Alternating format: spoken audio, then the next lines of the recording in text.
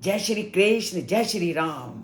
श्री राम और अयोध्या नगरी का वर्णन किसी के बस की बात नहीं, क्योंकि उनकी अयोध्या नगरी इंद्र की अमरावती अर्थात इंद्र की नगरी से भी ज्यादा सुंदर वाल्मीकि को दिखाई दे रही है। तभी वो आज भी कहते हैं, विमानम इव सिद्धा नाम तपसा अधिगतम दिवि सुनिवेशित वेश्म अंताम नरोत्तम समावृतम। अर्थात वो ऐसी है मानो देवताओं के विमानों से भी सुंदर है।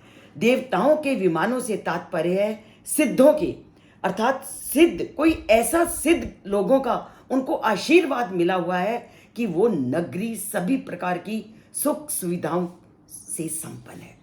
तो सिद्धों के विमानों से यहां तात्पर्य है कि सिद्धों ने उस नगरी को कोई आशीर्वाद प्रदान किया हुआ है कि वो नगरी इंद्र की नगरी से भी ज्यादा सुंदर लगती है, इंद्र की नगरी से भी ज्यादा उसमें सुख सुविधाओं के से संपन्न है और सभी प्रकार के सिद्ध लोगों के, सभी प्रकार के उत्तम प्रकृति वाले लोगों का उस नगरी में निवास है। और ये तभी संभव है जब किसी को ऐसे ऐसे लोगों से आशीर्वाद मिला हो जो उसको सभी प्रकार की सुख और समृद्धि से संपन्न करते हैं।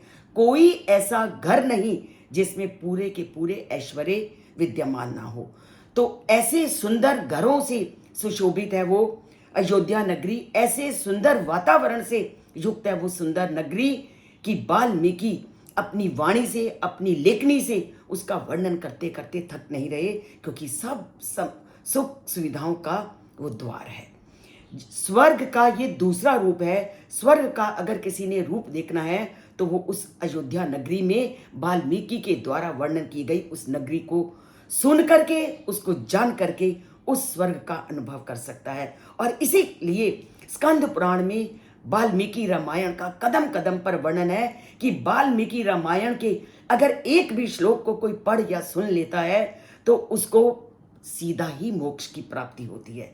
अनेक श्लोकों के माध्यम से स्कंद पुराण में इसी तथ्य का वर्णन है कि राम से संबंधित उनके नाम का जाप करो, राम से संबंधित उनके गुणों का सुनो, उनके स्थानों के बारे में परिचय प्राप्त करो और सीधा मोक्ष के द्वार को प्राप्त करो। इसीलिए मोक्ष के साधन है अयोध्या नगरी। इसीलिए वाल्मीकि की कलम उस मोक्ष के स्थान का वर्णन करते हुए रुक नहीं रही।